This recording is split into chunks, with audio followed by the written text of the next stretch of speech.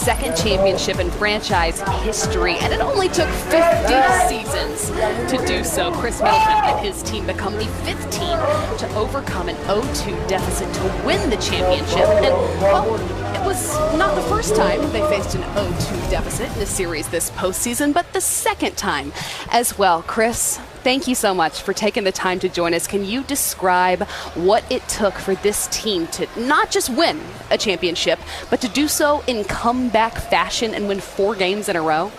It took everything out of us. We never gave up on ourselves. We were down 0-2 to a great team. We came back home, talked to ourselves about those first 2 games and what we needed to change, what we need to do better. Guys went out there and executed the game plan perfectly. Khris, my question is why, in terms of the confidence and belief that you guys had in yourselves, being down 2-0, not only in this series, but also in the last series, down 2-0. Where did that confidence and that belief and that calm, cool demeanor just come from in terms of all of you collectively coming together and believing that you can come back when the odds were so against you? We watched film. What I love about this team, everybody, watches film. Everybody, tries to study the game. We saw our mistakes. We all talked about what we need to do, what we need to do better, what we, got to stop doing. And we came out there and we executed. That's what it's all about, having guys in the locker room that always believe that, never get too down on themselves, never get too high on themselves, no matter we win or lose. That's what it takes. Every single guy was always locked in, no matter what. And they came in, guys off the bench that didn't play some series or, were just on the bench talking to us. They always stay locked in and stay ready for us. Khris, talk about the mental makeup or the mentality that you have to have because you're basically the closer on this team.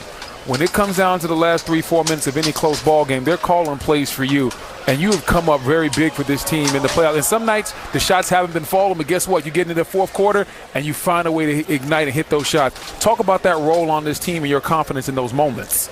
Just reading the game. Tonight, a couple nights ago, they were blitzing me in a lot of pick and rolls, a lot of different situations, and just trying to find an open man out of that and let my teammates play and find their advantages. And then at some point they got to make a choice whether they're going to double team or let me and Giannis play in the pick and roll. And after that, I've been doing it all season where I know where my spots come, my shots that I've always worked on, plays that we're always worked on. So it just comes down to getting those spots and just being confident knowing that you worked on these shots before, so just have trust in it. Khris, you and I talked about it a little bit yesterday for Shooter's Paradise, but can you explain to the fans that the first time you met Giannis, what you thought of him and what you think of him today? He laughed out loud. Yes. Yeah. I want him to take our conversation. Go ahead, Khris. Go ahead. We definitely had our battles. He believed that he could beat him. He could beat me. I believe that he didn't have a chance against me. But that's what you love, a guy that's going to compete, that feels he's better than you no matter what. The performance that he had tonight was amazing. He led us, when we were down, and put us on his back and told us, just feed him. He told him don't settle, and he didn't do that. He forced his way down the paint to the free throw line, and he changed the game for us. Phoenix, they had control of the game for the most part in that the second quarter, a little bit of the third quarter. But to have a teammate like him that, I've seen grow as a player, as a person, as a man, it's amazing to be on this ride with him. Khris, so many people have talked about the mid-range shot not being the shot in the NBA anymore. And while you do shoot the three, you're a killer in the mid-range. Again, what gives you the confidence to stay true to yourself, block out the noise, but yet execute your game? Just being myself, like you said, have a conversation with our coaching staff, let them know what I see, what I feel, what I can't do. A lot of teams, they believe in threes and layups. I'm not a guy that can really get to the rim as much. So it's just, baiting the defense. They got I'm going to drive for a floater, a layup, lob to Giannis, and next thing you know, I'm just stopping. I'm on my little comfortable spots where I can get a nice shot off. Well done, by the way. How many interviews have you done live on television after having sipped champagne and smoked a cigar? Yeah, I'm trying to hold it together. I'm shocked All right, now. Charleston, South Carolina. Easy, Charleston, South Carolina. Trying to keep it together. Khris, congratulations. We're going to go ahead and let you go celebrate. Thanks for holding it together for us. Thank you. Appreciate it. All right, we'll Congratulations, talk to champ. you soon. See you. It's just all team defense. You see, you got Tucker in there making it hard on Booker.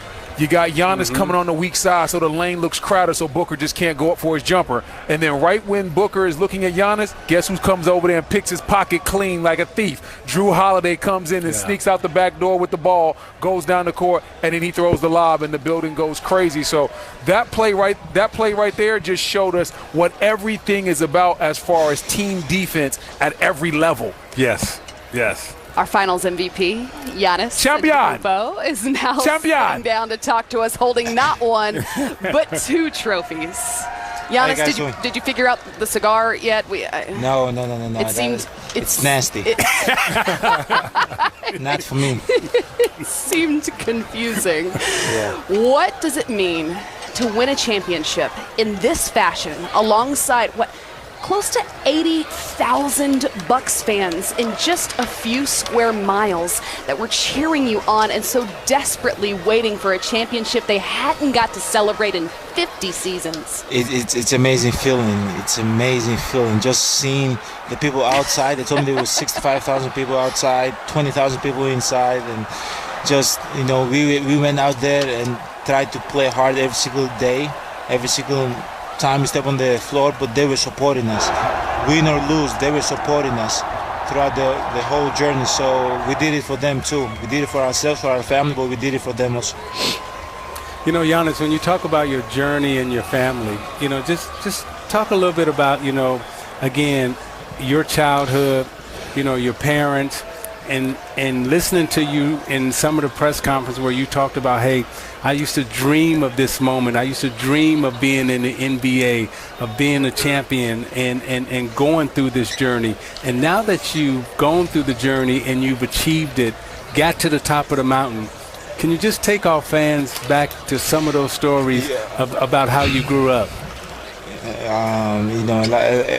A lot of people don't know my story, but the way I grew up, we had a lot of struggle. We faced a lot of challenges. 8.5 years ago, like 6 months before I came to the league, we were trying to figure out where we're going to get our next meal from. I saw my parents every day sacrifice, work extremely hard to provide for us. And growing up, I always wanted my family to have a better life for them. I wanted my brothers to have a better life than me. And I wanted my next generation, my kids, to have a better life than what I had. So I worked extremely hard when I came to the league. I said, okay, I'm 18 years old. Nobody believes in me. Nobody thinks I can make it. I'm going to work extremely hard every single day. I'm going to wake up every day with a goal in my mind. It might be a crazy goal, but I'm going to have the goal in my mind, and I'm going to do whatever it possibly takes to achieve that goal. If I have to stay in the gym 6 hours, 8 hours, 10 hours, if I have to run more than the other guys, no matter what I have to do, I'm gonna do it. And step by step, things were just happening. I got stronger. I had people that believed in me. I had people that pushed me throughout the whole journey, and I was seeing things. I was seeing things like, okay, this puzzle of life, it's coming together now. Like I can achieve this, and I never stop working. Even now that this how messed up my brain is. Even today that we won the NBA championship, I wasn't in the team photo. I went in the back. I just had to sit down, talk to my brothers a little bit, and I was just trying to figure out, when we're gonna come back, when we're gonna do it again. Exactly. And that's the mindset I have, and that's who I am. And that's what made me great. That's what made this team great. And I'm going to keep, try to stay humble and just keep, as you said, when you get to the top of the mountain, a lot of people want to come get what you have. But at the end of the day, even if they get it, it's okay, but I'm going to extremely work. I think I have a lot of things that I can improve in my game, and hopefully I can help my team win next year too. Not the championship, just help them be better. Giannis, when you talk about this type of historic game that you had tonight, 50 points in a closeout game, like one of the best performances that we've seen of all time, does that have even more validation for what you've had to go through the last 2 years? I talked to some of their teammates about hearing the outside noise. No one had to hear more outside noise than you about what you weren't. And you just continue to do what you did at a higher level, and now you got this team somewhere that a lot of people didn't think they would be. It wasn't just me. It was the coach staff, the organization behind. Man, give me 1 second. I'm kind of cramping. Yeah. Man, got to get some Gatorade, man. Some electrolytes in your body, man. I was just trying to think. Just take it 1 second. I'm kind of cramping. Can you hold this, please? Hey, just stand up, big fella. Do what you got to do. Yeah, take your time. Give me 1 second. I must have asked a really tough question. No, it was a tough question. I'm kind of cramping. It was a tough game. Okay. Would you like us to give you a minute? Yeah, we on your schedule, champ. Yeah, we're here until you're not. So yeah, let me get some Gatorade. Sorry, of course. guys. No, don't be sorry. What an incredible thing, Isaiah, as you ask him about what it took to get to the top of the mountain and the answer he had for you. Yeah, and you know what really is so inspiring for myself and I think for Brendan and all of us watching, it's like, this was a young man who wanted it. And not only did he want it, right, he articulated and said, this is what I want to be. This is what I'm going to go after, and this is how hard I'm going to work to get it. And to see him fail, to see him get up, to see him fail again, to see him get up, and then finally rise and get to the top where he's like the king of the mountain, the acknowledged king of the mountain. I mean, it is such a great story and inspiring. And then, he's cramping and everything else. How many times have we seen athletes have like games and they're not even sweating, right? They're not playing as hard as that guy. Giannis gives it all every single night to the point where he can't even finish an interview because he's really left it all on the floor. I love the fact that you asked the question about the journey, because I remember when Giannis first came to this league, their team trainer at the time was a guy by the name of Robert Hackett, and he was our team trainer in Dallas. And so I was asking him about the team, and I was like, how's the team going to be this year? He said, B. Wood. You see that kid over there? He's the next one. I was like, the skinny lanky kid over there? He said, no, that's the one. I'm telling you, he's different. The guy that goes right every time, that's the one. Yeah. And they could tell from day one that he was different. Yep. That he was different. And all he's done is continue to grow year after year after year after year.